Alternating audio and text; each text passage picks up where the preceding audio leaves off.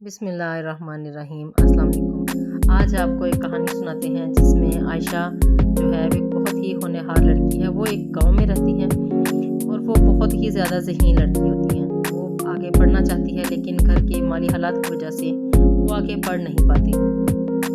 جیسا کہ وہ بہت ہی ذہین تھی اور اس کا دل تھا کہ وہ آگے ضرور پڑھے اور زیادہ سے زیادہ پڑھنے کی کوشش کرے، لیکن حالات اس طرح سے تھے کہ وہ آگے پڑھ نہیں سکتی تھی۔ اس نے فیصلہ کیا کہ میں گاؤں سے شہر کی طرف جاؤں تاکہ وہاں کچھ کام بھی کر سکوں اور اپنے کچھ مالی حالات کو بہتر کرنے کی کوشش کر سکوں، کیونکہ وہاں جا کر ہی اس کے حالات کو بہتر کرنے کے مواقع مل سکتے تھے۔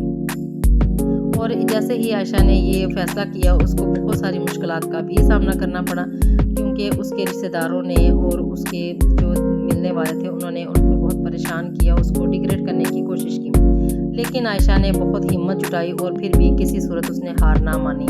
آخرکار وہ شہر گئی۔ اس نے کچھ بچوں کو پڑھانا شروع کیا، کچھ اس طرح سے جاب وغیرہ کی جس سے اس کے مالی حالات کچھ بہتر ہو سکیں۔ اسی دوران کیونکہ وہ گھر سے دور تھی اور اسے بہت ساری پریشانیوں کا سامنا کرنا پڑا اور تنہائی کا شکار ہوئی۔ کچھ عرصہ وہ بیمار رہنا شروع ہو گئی، بہت مایوس ہوتے ہوئے۔ پھر اس نے اپنی ہمت کو جٹایا اور ہار نہ مانتے ہوئے اس نے اپنی اسٹڈی کو جاری کیا اور اپنی پڑھائی کو مکمل کرنے میں کامیاب ہو گئی۔ آخرکار وہ اپنے گھر والوں کے لیے بھی محنت کرتی تھی اور ان کے لیے بھی ہیلپ کرتی تھی تاکہ ان کو بھی کچھ مالی مدد کی جائے۔ عائشہ ایک بہت ہی ہونہار اور بہت قابل لڑکی تھی۔ اس نے وہ کر دکھایا جو بڑے بڑے نہیں کر سکتے تھے۔ ایک لڑکی کے لیے یہ سب کچھ کرنا بہت مشکل تھا۔ اس نے اس مشکل ناممکن کو بھی ممکن کرنے کی کوشش کی اور اپنی پڑھائی کو مکمل کیا اور اپنے والدین کا سہارا بنی۔ وہی عائشہ جو اگر نہ پڑھائی اپنی مکمل کرتی تو گاؤں کی ایک تھرڈ کلاس لڑکی کی طرح زندگی گزارتی، لیکن عائشہ نے اپنی اسٹڈی کو پورا کیا اور بہت سی مشکلات کا سامنا کرتے ہوئے اس نے ہمت نہ ہاری اور اپنی تعلیم کو مکمل کیا اور اپنے والدین کا سہارا بنی۔ اور چونکہ اس نے اس کہانی سے ہمیں یہ سبق ملتا ہے کہ کسی کے آگے ہاتھ پھیلانے سے اپنی ضروریات پوری نہیں کی جاتی اور انسان جو ہے وہ بالکل بھی کسی کے سامنے ہاتھ پھیلا کر بڑا سر اٹھا کر نہیں جی سکتا۔ اگر سر اٹھا کر جینا ہے تو خود محنت کرنا پڑتی ہے، اور عائشہ نے جس طرح سے محنت کی، مشکلات کا سامنا کیا، لیکن اللہ تعالیٰ نے اسے کامیابی بھی عطا کی۔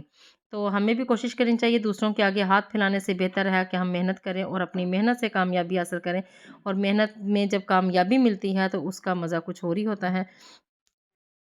ہمیں بھی کوشش کرنی چاہیے کہ ہم محنت کریں، نہ کہ دوسروں کے آگے ہاتھ پھیلائیں۔ اپنی مدد آپ کرنا بہت ہی اچھی بات ہے اور بہت خوبصورت عمل ہے یہ۔